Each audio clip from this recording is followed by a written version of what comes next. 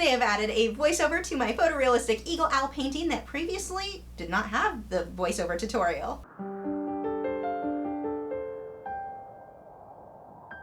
Hi, I'm Lisa, the artist behind Lachri Fine Art. Normally, I like to do a new painting or drawing each week, but I was teaching at a 4-day workshop last weekend, and so I just didn't have time. This video was from way before I started doing the voiceover tutorials, so today, that is what I'm doing. If you were supporters over on Patreon, I do not have the original footage of this, so I don't have the slower version, but I have added a voiceover to my 2-hour bee and colored pencil, which previously also did not have a voiceover. So you guys can head over and check that out. It is already uploaded and ready for you to watch. Now let's go ahead and take a look at this video.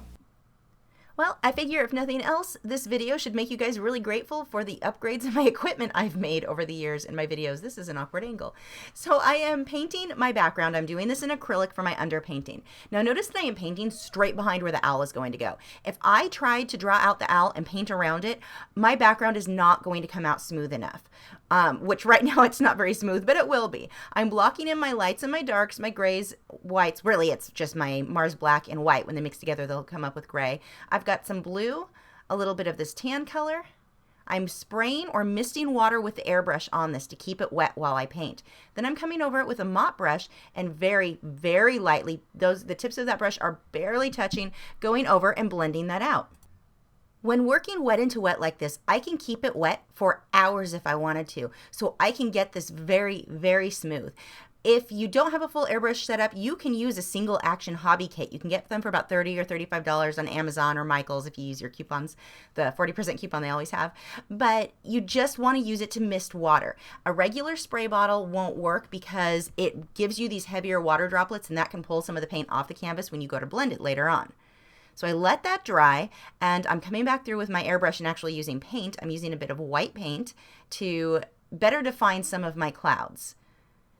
And this is one of those things you don't actually have to be good at an airbrush to do. I'm just lightly blocking in where these are going to go. I am using Createx airbrush paint for this. I just love how it works with the Liquitex Basics. They both have about the same finish, so you can't really tell which was the airbrush and which was the paint. I've drawn out my owl. I'm filling it in with just a medium tone. When this layer dries, I'm going to go back over. I've drawn the owl out on a piece of tracing paper, and then I use transfer paper to transfer it right onto my canvas. That way my drawing is perfect. I don't have to do a bunch of erasing or anything like that. All of the erasing I needed to do was done separately on the piece of tracing paper. So transferred it onto the image, and now I just start blocking in the color. Now, as you can see, I'm not making everything perfect at this point. I'm just blocking in approximately where it goes. You'll have to forgive the angle. It makes the beak look really skewed just because of where my camera is positioned. So I'm starting to shade the eye. I've started with that yellow to begin with, and now I'm coming on with this raw sienna over it. I'm just smudging that into the yellow. Notice even the black pupil, how I faded out. I've got that brown tone that fades in between that and the yellow. It's not just black up against yellow. I've got a lot of little detailing in there. I've also started to add the highlight. Now, whenever I do the highlight on the eyes, I will generally have that white dot, and then it fades out. These light blue color fades from that. It's not just white dot. That gives you a much more realistic look. And so I'm fading. I need these eyes to have a much more orange tone. So I'm fading more of that burnt sienna into it and just smudging it into the yellow. Coming around here with the black. And I'm going to come back through all of this and add a lot more detail later on. So none of it has to be perfect. I just need to go for close at this point. And especially knowing that I'm going to go over this with oil paint, that's going to smooth a lot of things out later on that are harder to smooth out in acrylics, just because of the dry time of acrylics. So I'm watching my reference photo very, very closely. And this reference photo comes from Jason Morgan. His website, I will put a link in the video description. It came from one of his CDs. So if this is one you want to paint, you can purchase that CD and paint it yourself. And then you will have it's royalty free, so you can do whatever you want with it, make prints, sell it, do a different background. I mean, you don't want to copy mine exactly, but yeah, you can make your own from that with this owl photo. So I'm blocking in now with the black where these feathers are going to go on the side of the head. You can see even around the eye, I just loosely blocking in where things go. I pick an area and try to copy my reference photo as closely as possible. I'll come back later and make it look more realistic. To start with, I just need approximately where things go. Approximate is my word of the day. I'm using a bigger brush here to lightly go over with the browns, blending that into the white. And the big thing when you're painting, when you're going for realism or photorealism, it's learning to copy what you see in your reference photo. Sometimes it may be easier to work upside down so you notice things you may not have noticed before. You can see I've lightened up the back of the head and faded it forward to the darks. And I've also pulled some of that blue gray that I used in the background. I pulled that in. I want that to kind of fade into the head where it's somewhat blurred out back there. So moving on up here to the detail around the eye, I'm using a liner brush and getting these little teeny tiny details.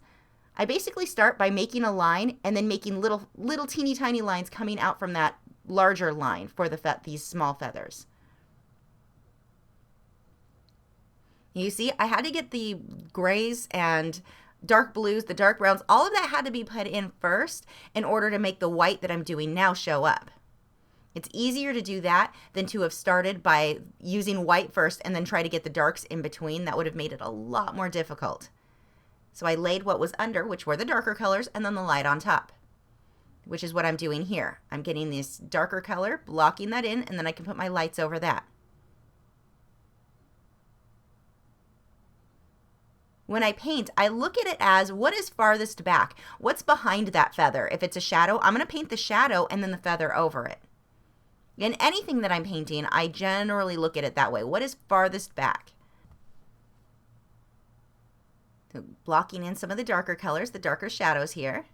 I've got a decent amount of water mixed with my paint. Not enough that it's running, but enough that it's gliding on smoothly and it's fairly translucent. When you're choosing the black paint that you want, if you want a black that is more translucent, go with ivory black. If you want a black that is more opaque, you're going to go with the Mars black. So now I can come back through with the white and add my detail for the feathers over that. Little sketchy lines. I'm actually using a rake brush there to easily get a lot of those sketchy lines for the feathers. I don't use that often when I do fur, just a little bit here and there, and then I will come back through. The rake brush is one where with one stroke you get a whole bunch of little lines. I will usually use that and then come back on top of it with the liner brush to refine the detail. If you try to do everything with the rake brush, it tends to look stiff and very unnatural. So here I'm coming back through with the lights in between the darks, and again making sure that I keep that very sketchy. I'm using the rake brush again so that I've got a lot of little sketchy lines for those feathers. Sketchy lines, that is a technical term. It's not, I'm kidding.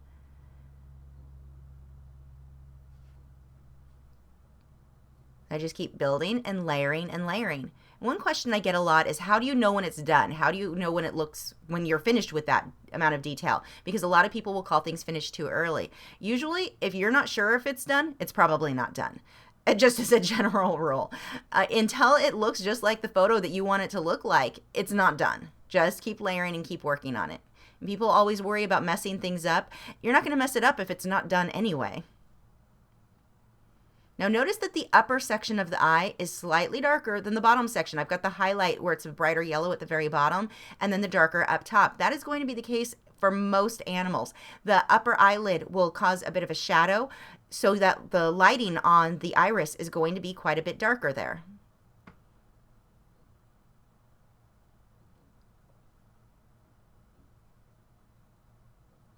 Just lots of little sketchy details. I'm paying attention to my reference photo, making sure that all the little details in those feathers are going in the right direction. That's the big thing, making sure everything goes in the right direction.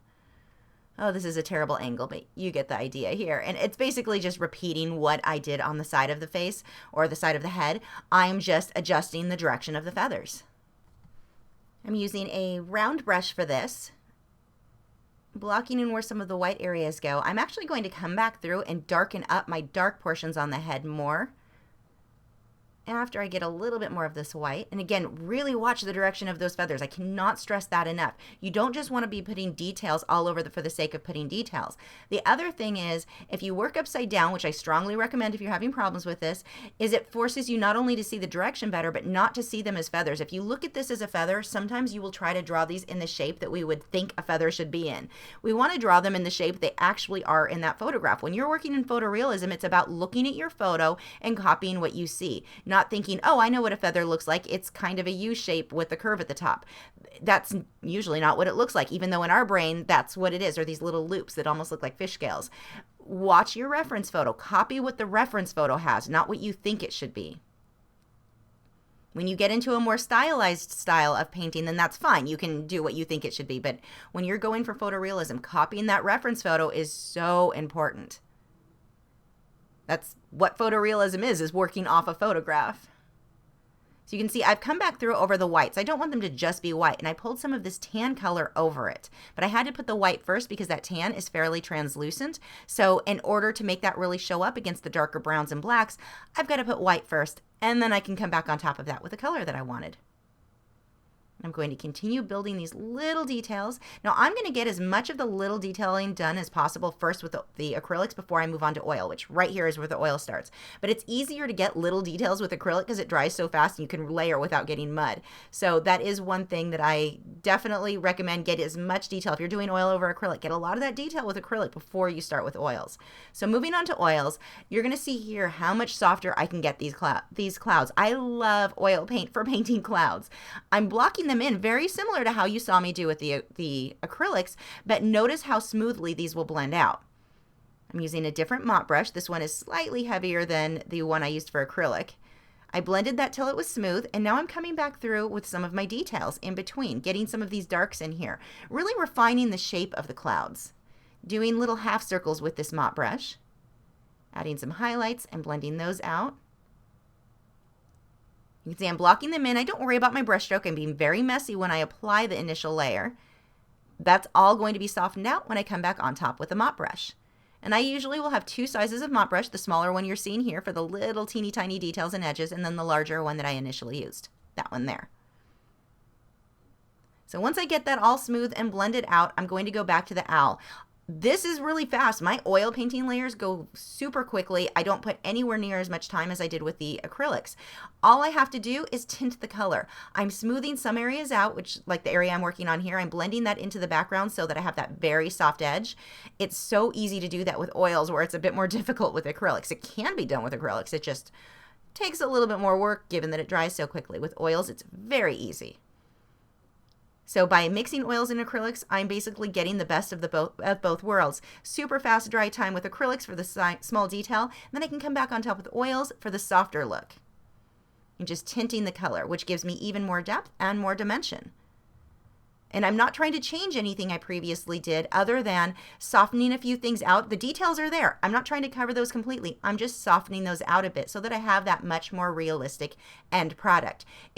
You don't want everything to be super, super harsh when you're doing the details. I do want some of that softness, which again, I could have done with acrylics, but it takes a little bit more work. Here, I was able to be a little bit faster, a little bit lazy, not having everything perfectly soft with the acrylics, knowing that going on top with the oils, that's going to soften everything out. When it comes time to varnish this, I would still use my Gamvar by Gamblin, the same that I would normally varnish an oil painting with because there is oil over the entire canvas. This is essentially an oil painting, but the Gamvar will actually let you can do that over acrylics as well. So it's just a really good product for varnishing this type of painting.